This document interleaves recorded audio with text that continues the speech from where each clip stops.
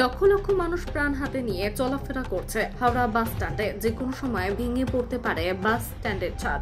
কলকাতা হাওড়া সংযোগস্থল হচ্ছে হাওড়া ব্রিজ ও Howrah bus stand. Howrah bus stand, যেখান দিয়ে লক্ষ লক্ষ মানুষ প্রত্যেক দিন যাতায়াত করে, সেই বাস স্ট্যান্ড থেকে চাঙড় ভেঙে ভেঙে পড়ছে। যে কোনো সময় ঘটে যেতে পারে বড় সড় দুর্ঘটনা। আতঙ্কে রয়েছেন নিত্যযাত্রীরা। আর ওখানে যে সকল ছোট ছোট ব্যবসায়ীরা ও বাস চালক ও কন্ট্রাক্টর যারা ওখানে থাকেন বা কাজ করেন, তারা দেখাশোনা করেন সিএমডিএ।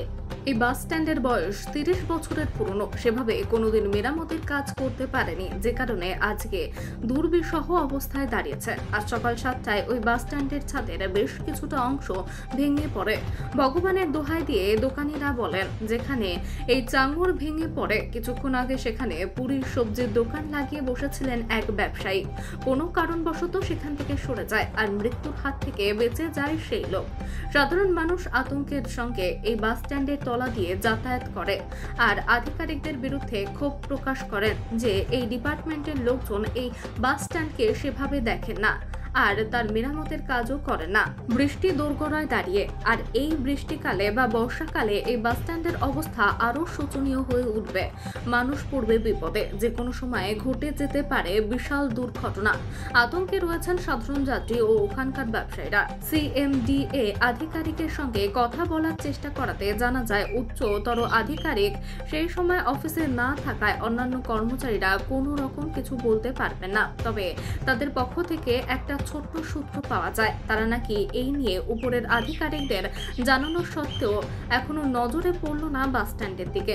মানুষ দুর্ঘটনার হাত থেকে বাঁচার জন্য যত শীঘ্র সম্ভব এই বাস স্ট্যান্ডের মেরামতের কাজ চাইছে আর যাত্রী সুরক্ষা যেন ঠিক থাকে সেই দিকেও দেখতে বলেছেন। এবার দেখার কতদিনে টনক নড়ে আধিকারিকদের আর মেরামতের কাজ শুরু হয় কবে থেকে। আমার এক্সিকিউটিভ আছে, না আমরা বলতে পারবো না। মানুষের স্বার্থ আপনারা জিজ্ঞেস করছেন, ওটা এক্সিকিউটিভ বলবে, আমার বলার এখতিয়ার নেই। লক্ষ লক্ষ মানুষ এই বাস স্ট্যান্ডে যাওয়া আসা করে, আমার বলার এখতিয়ার নেই। না, আপনাদের বলি, আপনাদেরকে যিনি বা যারা বলেছেন তারা হয়তো সঠিক তথ্য দিতে পারেননি। মেনটেনেন্স এটা যথেষ্টভাবে হয়। কিছুদিন আগেও আপনারা জানেন এই কেএমডি থেকে আমাদের সাবওয়ের ভেতরে আনুমানিক প্রায় 5 কোটি টাকা খরচ করে সাধারণ মানুষের স্বার্থে সুন্দর করে মেনটেনেন্স করা হয়েছে। এটাও একটা পরিকল্পনার মধ্যে আছে। কেএমডি এর আধিকারিকদের সাথে আমরা মৌখিকভাবে কথা বলে যেটা জেনেছি, এবং খুব তাড়াতাড়ি এটার কাজ শুরু হবে এটা আমরা জানি, এবং সকলকে এই মুহূর্তে যাতে একটু সাবধানতা অবলম্বন করার জন্য অনুরোধ করব। और ये वाला चांगर आपका ऊपर गिर जाए तो क्या होगा? मर जाएगा।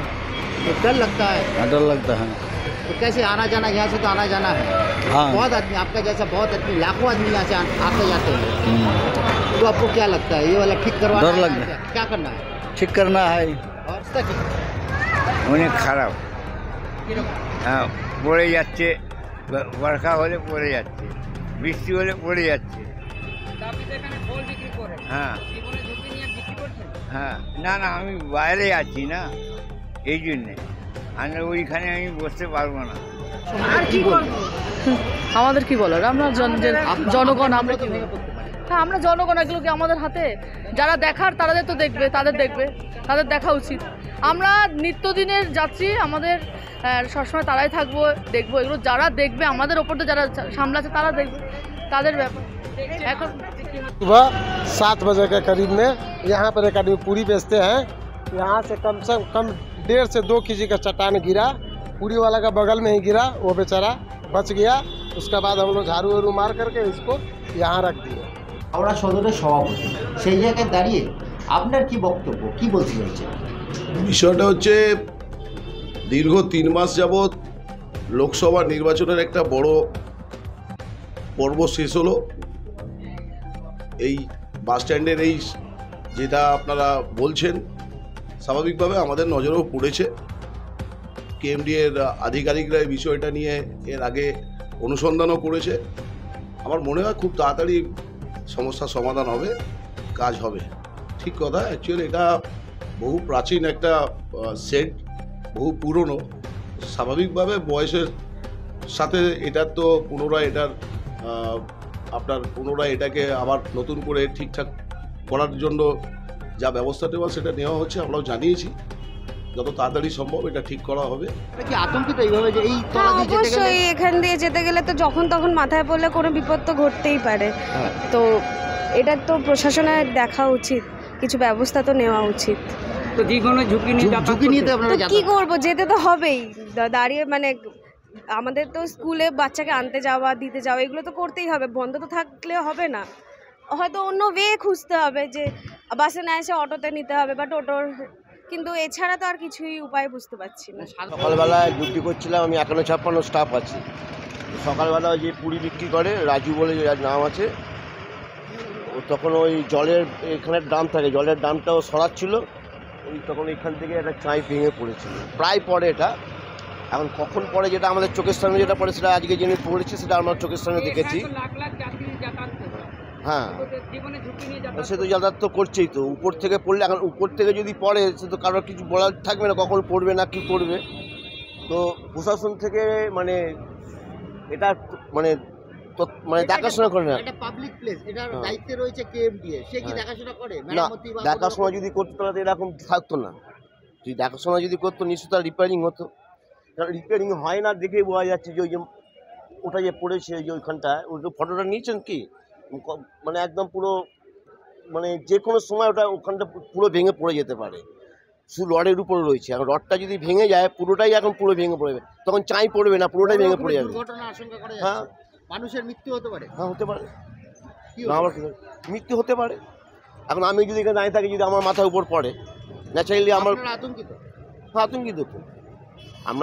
আমরা যখন এখান থেকে পাস করি আমরা উপর দিকে তাকাই আগে। সবথেকে বড় কথা এখানে যাত্রীরা যাতায়াত করে, প্রচুর যাত্রী। মানে এখানে আপনি সেফটি ঠিক সেফটি নেই। সেফটি থাকলে তাহলে এটা হতো না, কারণ এখানে যে ভেঙে ভেঙে পড়ছে তো সেফটি নেই বলেই তো কমপ্লেনটা করা হচ্ছে। আপনারা কাকে জানিয়েছি বলতে গেলে আমাদের লোকাল যারা আছে তাদেরকে জানানো হয়েছে। হ্যাঁ, তো এখন তো তারা এখানে ভেরিফিকেশন করেছে কি কেউ সেটা আমরা বলতে পারবো না, কারণ আমি তো এখানে বাসিন্দা নই, আমি এখানে কাজ করি, 51 স্টাফ আছি, সেই হিসাবে আমি করছি। বৃষ্টির আগে কি ব্যবস্থা নিচ্ছে? দেখুন, আমি প্রথমে বলি, আমরা গত 2 বছর ধরে লাগাতার নিকাশি ব্যবস্থা নিয়ে আমরা খুব ফোকাসড ওয়েতে কাজ করছি। তার জন্য আমরা দেখেছি আমাদের মধ্য হাওড়া বা শিবপুর বিধানসভার মাঝখানে যে রাস্তা, সবথেকে একটা গুরুত্বপূর্ণ রাস্তা আমাদের এই অঞ্চলে, পঞ্চাননতলা মেন রোড, যে রাস্তায় এর আগে আমরা দেখেছি একবার বৃষ্টি হলে সেখানে 3 দিন 4 দিন ধরে জল দাঁড়িয়ে থাকতো। আমি নিজে এই অঞ্চলের মানুষ, আমি জানি, ছোট থেকে আমি দেখে এসেছি। এখন সেখানে বৃষ্টি হলে, বিগত বছরেও আমরা দেখেছি, এবং এই যে রেমাল হলো, বৃষ্টি হলো, সেখানেও ওখানে বৃষ্টি যখন হয়েছে 2-1 ঘন্টার মধ্যে ওই রাস্তা থেকে জল নেমে গেছে। বেলগাছিয়া আমাদের একটা অত্যন্ত ওয়াটার লগিং প্রোন এরিয়া, আপনারা জানেন। বেলগাছিয়ার petrol pump area, K road, 7 number ওয়ার্ডটা মেনলি। হ্যাঁ, বেলগাছিয়ায় এবারে বৃষ্টি হওয়ার পরে ওখানে 2 থেকে 3 ঘন্টার মধ্যে বেলগাছিয়ার মোড়ে সব জল নেমে গেছিল। অতএব আমরা জল আগের থেকে হাওড়া শহরে অনেক দ্রুত নামছে। তার প্রধান কয়েকটা কারণ আছে। আপনারা দেখেছেন আমরা এবারে আমাদের ড্রেনেজ ক্যানালকে আবার আমরা পরিষ্কার করছি, যেটা ডবল ব্যারেল, যেটা আমাদের তার একদম সম্পূর্ণ মানে তলা থেকে পলি তুলে ওই পল্টুন নামিয়ে বড় আলাদা স্পেশাল মেশিন এনে পুরো ডাবল ব্যারেল পরিষ্কার করা হচ্ছে। আমাদের বেরিলিয়াস রোডের যে সুয়ার লাইন আছে সেখানে আমরা এই প্রথম ডুবুরি নামিয়ে কাজ করছি, যেটা এর আগে কোনো দিন হাওড়াতে হয়নি। কারণ আমরা দেখেছি সুয়ার লাইনের ভেতরে কিছু পাঁচিল আছে, সেই পাঁচিলের সুয়ার লাইনের ভেতরে পাঁচিল আছে, পাইপের ভেতর, যার জন্য জল বেরোতে পারছে না। সেই পাঁচিল আমরা আইডেন্টিফাই করেছি, সেই পাঁচিলকে আমরা ভেঙে দেওয়া হচ্ছে ডাইভার নামিয়ে, ডুবুরি নামিয়ে। আমরা এই প্রথম রোবট নামানো হয়েছে, এই প্রথম রাজ্যে আমরা রোবট নামিয়ে সুয়ার লাইনের যে ময়লা, বিভিন্ন প্লাস্টিক এইসব জমা, কারণ যেখানে আমরা মানুষ পৌঁছতে পারছে না সেখানে রোবটিক ওয়েতে আমরা এই প্রথম হাওড়া শহরে শুধু না, ফার্স্ট টাইম রাজ্যে আমরা রোবটিক ওয়েতে এইসব ক্লিয়ার করছি। তো এছাড়াও আমাদের নিয়মিত যেসব কাজ করার আমরা সেগুলো তো মানে রুটিন যে ডিসিল্টিংয়ের ওয়ার্ক যেগুলো করা সেগুলো আমরা করছি। আমাদের কাছে নর্থ হাওড়ার কিছু জায়গা এখনও আমাদের চ্যালেঞ্জ আছে। 2-3 হ্যাঁ, বিশেষ করে ওই মৈনাকপাড়া লেন অঞ্চল, 10 নম্বর ওয়ার্ডের কিছু অঞ্চল, ওই সীতানাথ বোস লেনের কিছু অঞ্চল, কিন্তু সেখানেও আমরা পাম্প হাউস তৈরি করা থেকে শুরু করে সব আমরা নতুন কিছু পাইপলাইন লে করা থেকে শুরু করে আমরা বেশ কিছু নতুন কাজ করছি, যেগুলোতে আমার ধারণা যে যেরম গত 2 বছর আমরা দেখেছি অধিকাংশ হাওড়ায় বৃষ্টির পরে জল খুব তাড়াতাড়ি নেমে গেছে, কিছু জায়গা ছাড়া, কিছু পকেট ছাড়া, এবারেও সেটাই হবে। এবং আমাদের একটা প্রবলেম আছে বিভিন্ন জায়গায় যে আমরা অ্যাড্রেস করার চেষ্টা করছি, যে আমাদের হাওড়ায় প্রচুর খাটাল আছে এবং এইটা একটা খুব সমস্যা হচ্ছে, কারণ খাটালের ওই আমরা দেখছি কাউডাং বা